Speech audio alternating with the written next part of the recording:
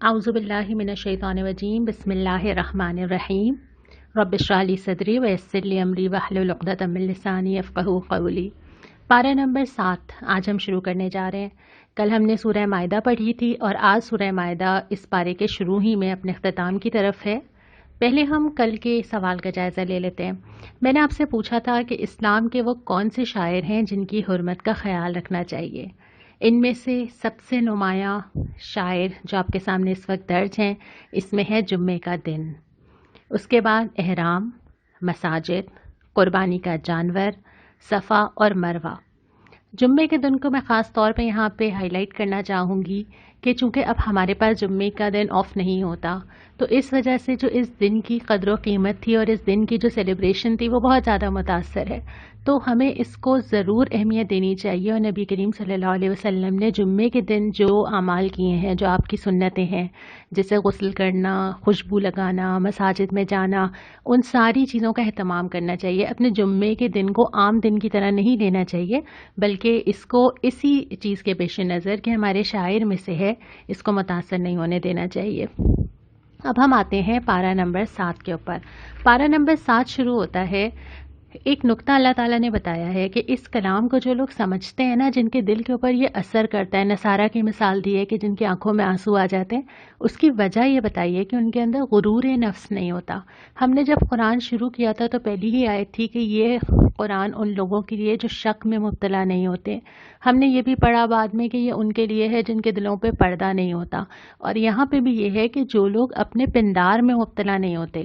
اگر ہم ایک مائنڈ سیٹ کے ساتھ قرآن پڑھتے ہیں نا کہ بس ہمیں معلوم ہے کہ ٹھیک کیا ہے، تو ایک لمٹ کے بعد جا کے ہم اس سے ہدایت نہیں لے پاتے ہیں۔ لیکن جو لوگ اپنے دل کو کھول کے بیٹھتے ہیں نا، پھر اس کی آیتیں ان کو بالکل مختلف انداز میں سمجھ آتی ہیں۔ اس کے بعد یہ فرمایا کہ حد سے تجاوز نہ کرو۔ یہ ایک بیسک اصول ہے کسی بھی معاملے کا، کہ اللہ تعالیٰ نے ساری چیزیں حلال کی ہیں لیکن کسی لمٹ کے ساتھ۔ یعنی کپڑا آپ کو پہننا چاہیے، اللہ تعالیٰ نے کہا ہے کہ لباس تمہارے لیے، لیکن اس کی کوئی لمیٹیشنز ہیں۔ اس میں اسراف نہ ہو، اس میں زیادتی نہ ہو، اس میں اتنا نہ ہو کہ آپ اسی کے پیچھے پڑے رہیں۔ اسی طرح آپ کا کھانا پینا، اسی طرح آپ کے گھر، اسی طرح آپ کی زندگی کی وہ ساری چیزیں جو ضروری ہیں، لیکن ہر چیز کے لیے کچھ لمیٹیشنز ہیں، اس سے آگے نہیں بڑھنا چاہیے۔ اور جیسے جیسے موضوعات آئیں گے ہم اس کے اوپر بات کریں گے۔ پھر قسموں کا ذکر ہے کہ اپنی قسموں کی حفاظت کیا کرو، قسمیں یوں ہی نہ کھا لیا کرو، اور اگر کبھی کوئی قسم کھاؤ اور وہ پوری نہ کر سکو تو اس کا کفارہ دو۔ اس کے بعد پھر ان چیزوں کا ذکر ہے جو شیطانی کام ہے، یعنی شراب، جوا، آستانے، پانسے، فال کا نکلوا لینا، مستقبل کا معلوم کرنا، بیٹھے بٹھائے مال حاصل کرنے کے لیے جوئے میں لگ جانا، یہ ساری چیزیں شیطان کی طرف سے ہیں۔ پھر فرمایا کہ احرام کی حالت میں شکار نہ کرو، یعنی تمہاری طرف سے ہر زمین پہ امن کا پیغام جائے۔ ایک اور اصول جو اس کے بعد آتا ہے کہ پاک اور ناپاک یکساں نہیں ہے، چاہے ناپاک کتنا ہی زیادہ ہو، کوئی چیز تمہیں معاشرے میں زیادہ نظر آ رہی ہو، کسی کے پاس زیادہ نظر آ رہی ہو، ضروری نہیں ہے کہ اللہ تعالیٰ کے پاس بھی اس کی اتنی ہی ویلیو ہو۔ یہ ایک ڈفرینٹ سٹینڈرڈز اور ڈفرینٹ کرائٹیریا ہیں جو اللہ تعالیٰ کے سیٹ کیے ہوئے۔ اگر کوئی ناپاک چیز ہے، اگر وہ ناپاک طریقے سے، حرام طریقے سے حاصل کیا ہوا مال ہے، وہ بہت زیادہ ہی کیوں نہ ہو، اللہ کے لیے وہ چند پیسے قیمتی ہوں گے جو حلال طریقے سے کمائے گئے ہوں گے۔ اسی طرح اللہ کے لیے خرچ کیا جائے گا، بہت سارا خرچ کر دیا گیا لیکن احسان جتا کے، نمائش کے لیے، کسی بھی وجہ سے نیت ٹھیک نہیں تھی، تو اللہ تعالیٰ کے لیے وہ اتنا اہم نہیں ہے۔ اس کے برعکس کسی ایسے انسان کا تھوڑا سا خرچ جو وہ اپنی استطاعت سے بڑھ کے کر رہا ہو، جو وہ صرف اللہ کو راضی کرنے کے لیے کر رہا ہو، وہ اللہ کے لیے زیادہ ضروری ہے۔ تو کسی چیز کا زیادہ ہونا یہ اللہ کے لیے کوئی اہمیت نہیں رکھتا، کسی چیز کا خالص ہونا رکھتا ہے۔ اس کے بعد ایک اور چیز آئی ہے کہ تم اپنی فکر کرو، کسی دوسروں کی گمراہی سے تمہیں کچھ نہیں ہوگا۔ اچھا، اس کی ایک غلط فہمی تو یہ ہو سکتی ہے کہ جو کر رہا ہے وہ کرتا ہی رہے، لیکن ہم نے چونکہ قرآن پہلے سے ہم پڑھتے چلے آ رہے ہیں کہ تم بہترین امت ہو جسے لوگوں کی اصلاح کے لیے لایا گیا، نیکی کا حکم دو، برائی سے روکو، تو یہ غلط فہمی تو ہمیں نہیں ہو سکتی۔ مقصد کہنے کا یہ ہے کہ ہم یہ نہ کہیں کہ ہماری زندگی میں جو گناہ ہو رہے ہیں، ہم اللہ کے راستے سے جو بھٹک رہے ہیں، ہم دوسروں کو بلیم کرنا شروع کر دیں۔ ہم یہ سمجھیں کہ اس کی وجہ سے، اس کی وجہ سے، اس کی وجہ سے۔ دوسری بات یہ کہ ہم اپنے زیادہ دوسروں کو جج کرنے والے نہ ہوں۔ یہ نہ ہو کہ ہم خود کو بھول کے یہ دیکھ رہے ہوں کہ اچھا اس کے اندر یہ مسئلہ، اچھا فلانا ایسے کرتا ہے، کسی انسان میں کیا بہتری آ سکتی ہے، کس کے اندر کیا کمزوریاں ہیں، لوگ کیا کر رہے ہیں۔ اس کے بجائے جو پہلی تنقیدی نظر پڑنی چاہیے وہ اپنے اوپر پڑنی چاہیے. جو گناہ، جو قصور، جو غلطیاں، جو کمیاں نظر آنی چاہیے اپنی سب سے پہلے آنی چاہیے. تو جب انسان اپنے اوپر نظر ڈالتا ہے نا تو اتنی ساری چیزیں ٹھیک کرنے کی ہوتی ہیں کہ پھر دوسروں پہ نظر نہیں جاتی.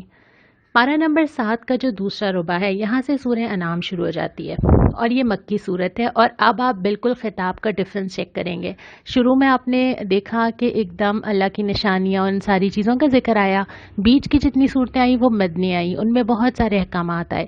اب سورہ انعام میں دوبارہ سے وہی سارے بیسک موضوعات آتے ہیں. سب سے پہلے اللہ کی خدائی اور حاکمیت کا ذکر کیا جاتا ہے کہ یہ پتہ چل جائے کہ تم کون ہو اور تمہارا رب کون ہے، تمہاری حیثیت کیا ہے اور اس کی مالکیت کیا ہے. اور پھر کچھ کویشچنز کیے گئے کہ اچھا یہ بتاؤ زمین اور آسمان میں جو کچھ ہے کس کا ہے؟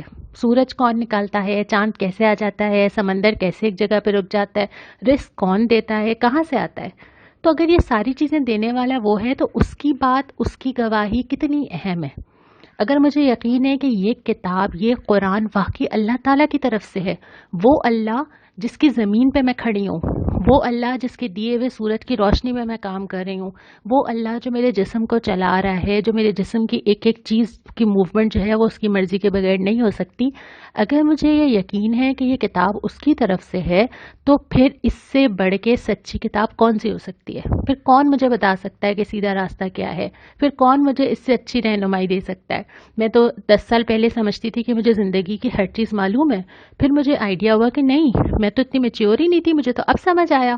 پھر اور زندگی آگے بڑھی اور زندگی میں اب میں جہاں پر ہوں مجھے لگتا ہے کہ اچھا میں اتنی میچیور ہو گئی، میں تو پہلے نہیں تھی، اور آگے زندگی میں اور بڑھوں گی تو مجھے شاید زندگی کسی اور طرح سے سمجھ آئے گی. تو ہم تو اپنی زندگیاں سیکھ کے، غلطیاں کر کے، ٹھوکر کھا کے گزار رہے ہوتے ہیں. تو اللہ سے بہتر کون ہوگا جو مجھے گائیڈ کرے، جو مجھے پہلے ہی بتا دے کہ مجھے کیا کرنا چاہیے، اس سے پہلے کہ میں ریئلائز کروں جب ٹائم نہیں بچے گا. اسی لیے پھر بعد میں فرمایا کہ جب یہ اپنے رب کے سامنے کھڑے کر دیے جائیں گے، جب پہنچ جائیں گے نا تو ایک چیز یہ ریئلائز کریں گے کہ دنیا کی زندگی تو صرف کھیل تھی، ایکچوئل نہیں تھی وہ زندگی. اور اس وقت جب ہم گھروں کے اندر ہیں تو کتنی چیزیں ایسی ہیں جو صرف ٹائم پاسنگ تھیں، جو اب زندگی کا حصہ نہیں ہے اور زندگی اچھی گزر ہی رہی ہے. اور دوسری چیز یہ ہوگی کہ وہ کہیں گے کہ تھوڑا سا وقت مل جائے، پھر واپس چلے جائیں، تھوڑا سا وقت مل جائے. اور پھر جب تیسرے ربع کی طرف آتے ہیں تو پھر نبی کریم صلی اللہ علیہ وسلم کو یہ تسلی دی جاتی ہے کہ یہ جو حالات ہیں نا، اس میں حق بھی ہوگا، اس میں باطل بھی ہوگا، اس میں مشکلات بھی آئیں گی، اس میں کبھی باطل اوپر جاتا ہوا نظر آئے گا، کبھی اہل حق پریشان ہوں گے، کبھی تکلیف اٹھائیں گے. یہ کوئی نئی چیز نہیں ہے اور یہ اللہ تعالیٰ کی سنت ہے اور یہ ایسے ہی ہونا ہے کیونکہ اللہ تعالیٰ نے اسی چھلنی سے آپ سب کو چھانٹنا ہے. ہم نے اس سے پہلے ہی پڑھا تھا کہ اللہ تمہیں کبھی اس طرح نہیں رہنے دے گا کہ جو لوگ نیکی پر ہیں اور جو لوگ برائی پر ہیں سب مکس ہو جائیں، بلکہ اللہ تعالیٰ حالات سے چھانٹتا ہے، سب کا طرز عمل چیک کرتا ہے. تو یہ والی کشمکش تو چلے گی اور اسی میں سے اللہ تعالیٰ سب کے رویے دیکھے گا. پھر فرمایا کہ اللہ کی نشانیاں زمین اور آسمان میں بکھری ہوئی ہیں. بہت ساری مثالیں دی کہ جہاں دیکھو اللہ کی نشانی نظر آئے گی. اور سوال یہ کیا ہے کہ جب تمہارے اوپر مصیبت آتی ہے تم کس کو پکارتے ہو؟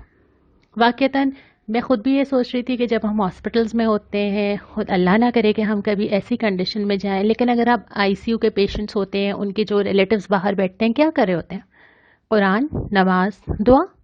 یا کوئی پرابلم ہمارے اوپر ایسی آ جاتی ہے تو ہمیں فوراً کون سا درد سمجھ آتا ہے. اور کبھی کبھی ایسا ہوتا ہے جیسے آج کل ہمیں نہیں سمجھ آتا کہ کسی انسان کے پاس کوئی ویکسین نہیں ہے، کوئی علاج نہیں ہے، کوئی دوائی نہیں ہے. کون ہے جس کو تم پکار سکتے ہو؟ صرف اللہ. اور اس کے بعد پھر سوال ایک اور بھی کیا ہے کہ اگر اللہ تمہارے دل پہ مہر لگا دے اور اگر اللہ تمہیں قرآن سننے کی توفیق نہ دے، اللہ ہدایت نہ دے، اللہ اپنے سامنے جھکنے اور دعا کرنے کی بھی توفیق نہ دے، تو کہاں جاؤ گے؟ کون دور کرے گا؟ ہاں، اللہ تعالیٰ نے دلوں سے مہر ہٹانے کے لیے، دلوں کی سختی کو دور کرنے کے لیے کچھ چیزوں کے بارے میں بتایا ہے کہ کچھ اعمال ایسے ہیں جس کو انسان کرتا رہے تاکہ اس کا دل سخت نہ ہونے پائے. آپ یقیناً ان کے بارے میں جانتے ہوں گے. آج کا سوال یہی ہے، آپ مجھے بتائیے کہ وہ کون سی 2-3 چیزیں ہیں جس کو انسان کو اپنی زندگی میں کرتے رہنا چاہیے تاکہ اس کا دل سخت نہ ہو. اور پھر ایک اور اصول اس کے بعد آ جاتا ہے. لوگ تو ایک دوسرے کے لیے آزمائش ہے، ہر انسان ایک دوسرے کے لیے آزمائش ہے، کیونکہ ہم سب کے مزاج مختلف ہیں، ہم سب کی پریورٹیز مختلف ہیں. کوئی نرم طبیعت کا ہے، کوئی سخت ہے، کسی کے پاس زیادہ رقم ہے، زیادہ اسٹیٹس ہے، کسی کے پاس کم ہے، کسی انسان کے اندر کوئی خوبیاں ہیں، کسی میں کوئی خامیاں ہیں، تو لوگ ایک دوسرے کے لیے بنائی ہی آزمائش گئے. اگر غریب کے لیے امیر آزمائش ہے جس کو دیکھ کے اس کے دل کے اندر شاید حسرت پیدا ہوتی ہو، اسی طرح امیر کے لیے غریب آزمائش ہے کہ اس کے سامنے ایک شخص موجود ہے جو اس کی مدد کا ضرورت مند ہے لیکن وہ اس کو مدد نہیں دے رہا. تو اسی طرح اللہ تعالیٰ نے دنیا میں جتنے لوگ پیدا کیے ہیں ان سب کی مختلف حالات ایک دوسرے کے لیے آزمائش ہیں. اور پھر فرمایا تمہارے رب نے رحم و کرم کو اپنے اوپر لازم کر لیا ہے. اللہ رحم بھی کرے گا، اللہ کرم بھی کرے گا، لیکن شرط وہی ہے نا جو ہم نے پہلے بات کی تھی، پلٹنا تو خود پڑے گا. اور وہ واقف ہے جو کچھ اس دنیا اور آسمان میں، یعنی میرے دل کے اندر کیا چل رہا ہے، میں کیا سوچتی ہوں، میری کیا پریشانیاں ہیں، میری کیا سٹریس ہیں، اللہ بالکل جانتا ہے کہ میں کس کیفیت میں ہوں. اور اللہ جانتا ہے کہ آگے میں کیا آنے والا ہے، اللہ جانتا ہے کہ مجھے کیا چیز چاہیے، مجھے کس چیز کی ضرورت ہے. تو سب سے مضبوط سہارا اگر ہو سکتا ہے تو اللہ ہی ہو سکتا ہے. اسی وجہ سے پھر جب چوتھا ربع شروع ہوتا ہے تو حضرت ابراہیم کی مثال آتی ہے. پہلے بھی اللہ تعالیٰ نے آئیڈیل حضرت ابراہیم کو بتایا تھا، اور یہاں پہ بھی دوبارہ آ جاتا ہے کہ حق کی تلاش کر رہے تھے نا. کبھی چاند کو دیکھ کر، کبھی سورج کو دیکھ کر، کبھی تارے کو دیکھ کر، کبھی گھر کے اندر پرابلمس تھیں، کبھی اپنے باپ کو کہہ رہے ہیں کہ نہیں آپ ٹھیک راستے پہ نہیں ہیں، کبھی کوئی آزمائش. ایٹ لاسٹ جا کے جو حضرت ابراہیم کا جملہ ہے جو اللہ تعالیٰ کو بہت پسند آیا تھا وہ یہی ہے. وہ کیا ہے کہ انہوں نے یکسو ہو کر اپنا رخ خالق کائنات کی طرف موڑ لیا، یکسو ہو کر. اب کوئی اور راستہ، کوئی اور جگہ نہیں ہے، اب جانا ہے تو اسی راستے پہ جانا ہے، اسی پہ امن ہے، اسی پہ فائدہ ہے، اسی میں فلاح ہے. تو حضرت ابراہیم کی مثال ابھی بھی آئی ہے، اور آگے اگلے پارے میں وہ دعا بھی آ جائے گی جو حضرت ابراہیم کی تھی، اور وہ جملے بھی آ جائیں گے، ہم وہاں پہ بات کریں گے. لیکن اگر دنیا میں لوگ امن چاہتے ہیں تو ان کو ایمان اور ہدایت پر ہی آنا پڑے گا، کوئی دوسرا راستہ اس کے لیے نہیں ہے. آخر میں پھر اللہ کی نشانیوں کی طرف متوجہ کیا کہ آس پاس دیکھو، اور بہت دور جا کے دیکھنے کی تو شاید ضرورت بھی نہیں ہے. اپنے ہاتھ کو دیکھ لیجئے، ہاتھ کے اندر میرے فنگر پرنٹس، ہاتھ کے اندر میری ہڈیوں کا اس طرح سیٹ ہونا کہ میں اس کو استعمال کر سکوں. جو کام انگوٹھا کر سکتا ہے وہ انگلی نہیں کر سکتی، جو انگلی کر سکتی ہے وہ چھوٹی والی انگلی نہیں کر سکتی. ہاتھ کو جہاں سے بینڈ ہونا ہے وہ وہیں سے بینڈ ہوگا. میرے اختیار میں نہیں ہے کہ میں درمیان میں ایک کٹ اور لگا لوں کہ ایک جگہ سے اور بینڈ ہو جائے، میں نہیں کر سکتی. اور اگر ایک چیز ذرا سی ہل جائے تو میں لاکھوں روپے خرچ کر کے اس کو واپس اس حالت میں نہیں لا سکتی. تو یہ نشانیاں تو میرے اپنے جسم کے اندر جتنے سسٹمز ہیں اور بہت ساری اور چیزیں، اللہ کی نشانیاں دیکھنے کے لیے مجھے کہیں باہر نہیں جانا ہے، یہ تو میرے اپنے اندر ہی موجود ہے اور مجھے ہر دن ہر گھڑی نظر آ رہی ہیں، بشرطے کہ انسان ذہن اور آنکھ کھول کر دیکھے. آج کی دعا سورہ مائدہ کی آیت نمبر 114 سے لی گئی ہے، اور یہ دعا رزق کے لیے مانگنی چاہیے. اللہ تعالیٰ سے وہی جملے ہیں جو اللہ تعالیٰ نے خود دہرائے ہیں، کہ دعا یہ ہے کہ ربنا انزل علینا مائدۃ من السماء تکون لنا عیدا لاولنا وآخرنا وآیۃ منک وارزقنا وانت خیر الرازقین.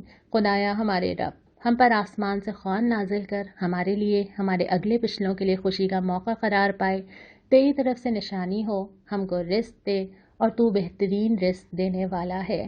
اللہ تعالیٰ ہم سب کے رزق میں برکت عطا فرمائے. والسلام علیکم ورحمۃ اللہ.